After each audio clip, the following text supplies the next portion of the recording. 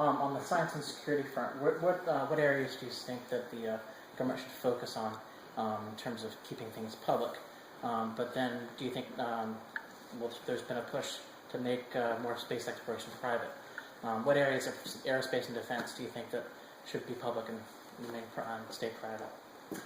I won't claim to be an expert in, space technology and defense, but I will say overall I think we're at a tricky time here when it comes to not only the division between, shall we say, cyber defense and, drones, these types of unmanned, digitally and technologically controlled type of things, which on the one hand are great because they don't require, men and our loved ones to be put in harm's way. But on the other hand, frankly, can fall prey to, frankly, going far out of the bounds or what should be our laws that are respected and our sovereignty. I know we had a few instances, or at least one, with the Obama administration where an American citizen was killed on foreign soil, by a drone, I believe. So these are things that I think we ought to deal with a lot of caution. And on the cyber front, again, it's a gray area in many ways, and that we have the NSA,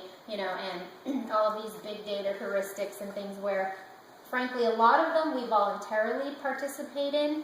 So if you're doing online banking or, on Facebook or participating in the internet in, some way, you have to understand that you're assuming a lot of risk, and it's not a private and secure network. So you have to understand that. But at least that's you making the decision. My problem is when we have a government that takes, our information through the IRS, puts it in a database, forces us to sign up on healthcare.gov, takes our private information in an unsecure environment, and then possibly uses it to attack you. I mean, that is incredible to me. So I think there's a line, at least for me, between voluntary and involuntary participation in, all of that space that you mentioned, and that's a concern.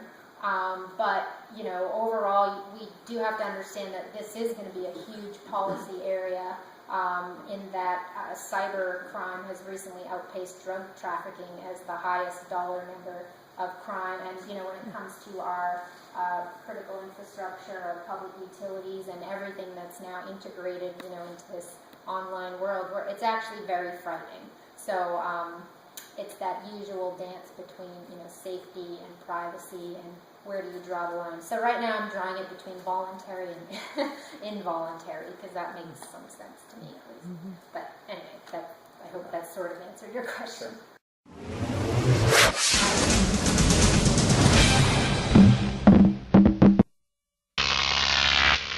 Croc TV.